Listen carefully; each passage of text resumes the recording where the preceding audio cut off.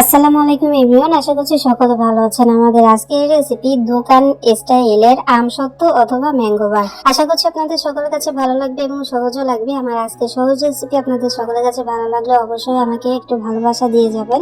আর এরকম ভাবে যদি আপনারা দোকানের মতো ঘরে যদি কাঁচা আম ম্যাঙ্গো বার তৈরি করতে পারেন, তাহলে ছোট থেকে বড় সবাই কিন্তু খুবই পছন্দ করবে। তো আশা করছি ভালো লাগবে। তো চলুন কথা না বাড়িয়ে মূল রেসিপিতে চলে যাই। তো ম্যাঙ্গো বার তৈরি করার জন্য আমি এখানে 5টা আম নিয়ে নিয়েছি। 4টা আম আগে আমি খোসা ছাড়িয়ে নিয়েছি, আর এখন আমি আপনাদের সামনে একটা আম ছিলে তারপরে দেখাচ্ছি। আমার আমগুলো অনেকদিন ফ্রিজে ছিল, যার জন্য পেকে গেছে। আমগুলো আসলে কাঁচা ছিল। তো একটা আম দেখা যাচ্ছে যে আম পেকে গেছে, তবে অনেক বেশি টক, মিষ্টি কিন্তু না। তো যাই হোক, আমি খুব সুন্দর করে পরিষ্কার করে নিলাম। আর আমের গায়ে গ্রিন স্কিন যেন না থাকে সেইভাবে কিন্তু আপনাদেরকে আমগুলোকে ছিলে নিতে হবে, মানে খোসা ছাড়িয়ে নিতে হবে।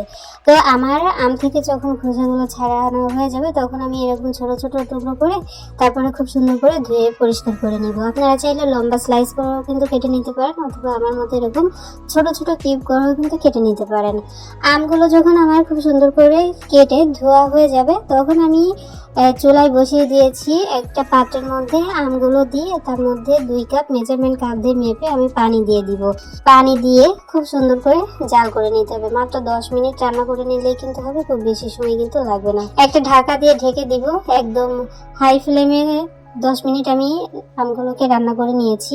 10 মিনিট পরে দেখতে পাচ্ছেন আমগুলো কিন্তু খুব সুন্দরভাবে সিদ্ধ হয়ে গেছে। আর এরই মধ্যে আমি চুলাটা কিন্তু বন্ধ করে দিয়েছি। আর একটা কথা আমি আপনাদেরকে বলে রাখি, যতটা কম পানি দেওয়া যায় ততটাই কম পানি দিবেন, কারণ বেশি পানি যদি দিলেন আমের মধ্যে, তাহলে কিন্তু জাল করতে করতে মানে অনেক সময় নষ্ট হবে আপনাদের। এই জন্য যতটা সম্ভব শুধুমাত্র আমটা সিদ্ধ হওয়ার জন্য পানি দিলে কিন্তু হবে। তো যাই হোক, তো আমার আমগুলো যখন সিদ্ধ হয়ে গেছে, তখন আমি একটা বাটির উপর একটা স্ট্যান্ডার দিয়ে তার মধ্যে আমগুলো আমি দিয়ে এরকম চামচ দিয়ে তারপরে আমের যে পিউরিটা আছে সেগুলোটা আমি বের করে নিব। আপনারা চাইলে একদম ঠান্ডা করে তারপর ব্লেন্ডারে কিন্তু ব্লেন্ড করে নিতে পারেন। ব্লেন্ড করে তারপর আপনারা একটা স্ট্যান্ডারের মধ্যে আপনারা ছেঁকে নিতে পারেন। তো আমি এই কাজটা করতে গেলাম না, আমি ব্লেন্ডার ছাড়াই করে নিচ্ছি। আপনারা আমার মতো যদি করতে চান, তাহলে অবশ্যই এইরকম গরম অবস্থায় কিন্তু আপনাদের আমের পিউরিটা কিন্তু বের করে নিতে হবে। আর ব্লেন্ডারে করলে অবশ্যই ঠান্ডা করে তারপরে ব্লেন্ড করে নেবেন, ঠিক আছে?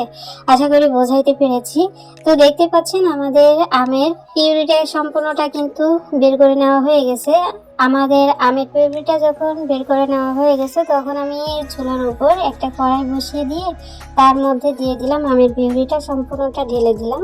এখন আমি অনবরত জাল করে নিব প্রায় 5 থেকে 7 মিনিট মতো। আর এই পর্যায়ে চুলার আঁচটা কিন্তু একদম হাই ফ্লেমে আছে। এই অবস্থায় আমি 5 থেকে 7 মিনিট রান্না করে নিব। তো দেখতে পাচ্ছেন আমি 5 থেকে 7 মিনিট কিন্তু প্রায় রান্না করে নিয়েছি। আর এই অবস্থায় কিন্তু অনবরত নাড়াতে হবে, নাড়াচাড়া বন্ধ করা যাবে না। তারপর আমি এখানে দিয়ে দিলাম 1 কাপ চিনি। আমি আমার প্রয়োজন অনুযায়ী দিয়েছি, আপনারা আপনাদের টেস্ট অনুযায়ী দিয়ে দেবেন, ঠিক আছে? তারপর এখানে দিয়ে দিব 1/2 চামচ বিট লবণ, 1 চামচ চিলি ফ্লেক্স। তারপরে এখানে ব্যবহার করব 1/2 চামচ খাবার লবণ।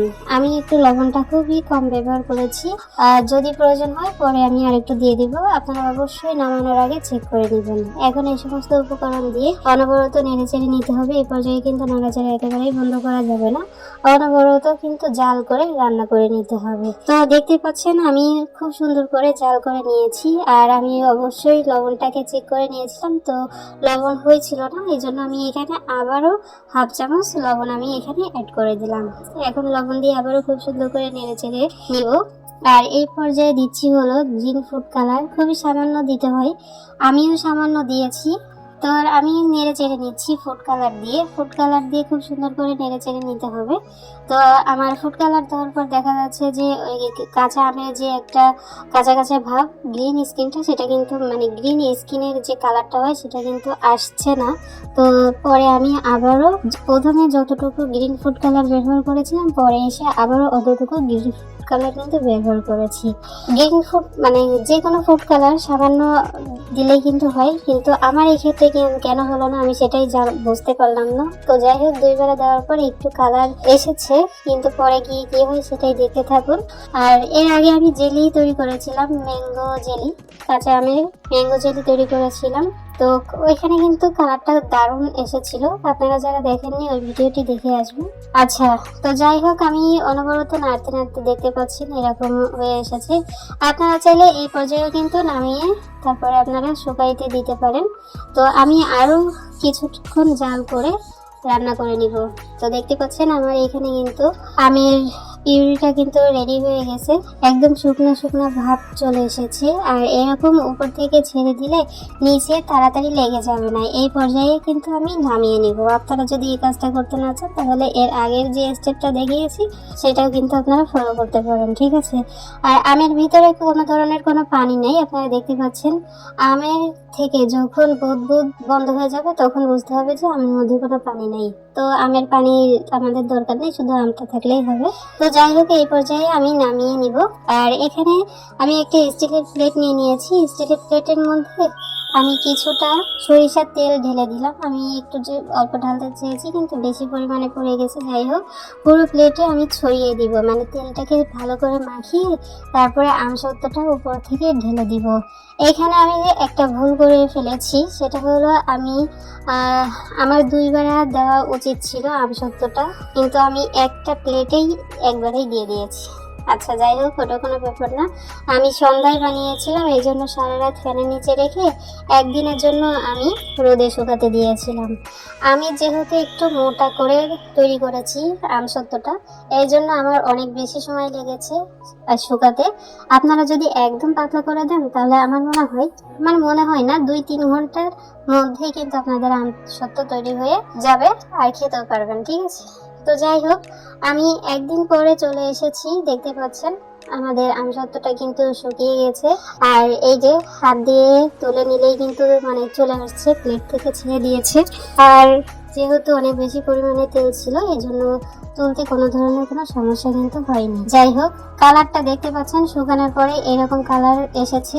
গ্রিন যে কালারটা সেটা কিন্তু আসেনি। কেন আসেনি, কি কারণ, কি সমস্যা আপনাদের জানা থাকলে অবশ্যই আমাকে কমেন্টস করে জানাবেন, ঠিক আছে। কে কোথা থেকে আমার ভিডিওটি দেখছেন অবশ্যই জানাবেন। আর আমার আজকের ভিডিও যদি আপনাদের সকলের কাছে ভালো লাগে অবশ্যই বন্ধুদের মাঝে শেয়ার করে দেওয়ার চেষ্টা করবেন। আর যারা পারেন না অবশ্যই শিখে নেবেন, ঠিক আছে। দেখতে পাচ্ছেন আমি আমসত্ত্বগুলো কিন্তু কেটে নিচ্ছি। আমসত্ত্ব দেখতে যেমনই হোক না কেন খেতে কিন্তু খুবই দুর্দান্ত হয়েছিল। আপনারা বাড়িতেই যদি এরকম তৈরি করে খেতে পারেন তাহলে আর বাইরে অস্বাস্থ্যকর খাবার কিন্তু খেতে হবে না। ঘরে তৈরি নিজের হাতে তৈরি করা যে কোনো খাবার সবটাই কিন্তু স্বাস্থ্যসম্মত হয়। আর আমি সবসময় একটা কথা বলি, নিজের হাতে তৈরি করা খাবারের মজাটাই কিন্তু আলাদা। তো আশা করছি আপনারা ঘরে তৈরি করে খাবেন। আচ্ছা, তারপর আমি এই যে ছুরি দিয়ে কেটে নিচ্ছি, দেখতে পাচ্ছেন আমি আমার পছন্দ অনুযায়ী কেটে নিচ্ছি। আমি কিছু এই যে দোকানের মতো যে প্যাকেটে থাকে সেরকম ভাবে কেটে নিয়েছি, আবার কিছু একটু বড় সাইজ করেও কেটে নিয়েছি। আর আমার ম্যাঙ্গো বারটা কতটা মোটা হয়েছে আপনারা কিন্তু দেখেই বুঝতে পারছেন, যার জন্য আমার ম্যাঙ্গো বারটা শুকাতে কিন্তু দেরি হয়েছে, ঠিক আছে। তো আমার মতো এই ভুল কাজটা আপনারা কেউই করবেন না। আর আপনারা যদি সংরক্ষণ করে খেতে চান আমসত্ত্বগুলো তাহলে অবশ্যই রোদে শুকিয়ে কাচের বয়মে ভরে তারপরে বছরের পর বছর কিন্তু আপনারা সংরক্ষণ করে নিতে পারবেন। আর যদি মনে করেন যে রোদে দিবেন না তাহলে কিন্তু ফ্যানের বাতাসে শুকিয়ে ইনস্ট্যান্ট খেয়ে ফেলতে হবে, মানে 1-2 দিনের মধ্যে খেয়ে ফেললেই ভালো হবে। আর অবশ্যই নর্মাল ফ্রিজে রাখবেন, তবে কাচের বয়মে রাখবেন, ঠিক আছে। কাচের বয়মে রাখলেই কিন্তু আপনাদের ম্যাঙ্গো বারগুলো ভালো থাকবে। আশা করি বোঝাইতে পেরেছি। আর এইভাবে তৈরি করে দীর্ঘদিন কিন্তু সংরক্ষণ করে রাখতে পারবেন। দীর্ঘদিন সংরক্ষণ করতে গেলে কিন্তু অবশ্যই রোদে দিয়ে শুকাবেন, আমি বারবার বলে দিলাম, ঠিক আছে।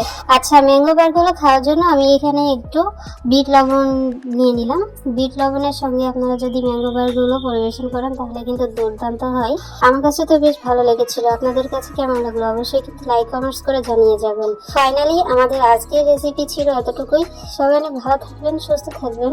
আমাদের পরবর্তী ভিডিও দেখার আমন্ত্রণ জানিয়ে আজ এখানে বিদায় নিচ্ছি। আল্লাহ হাফেজ।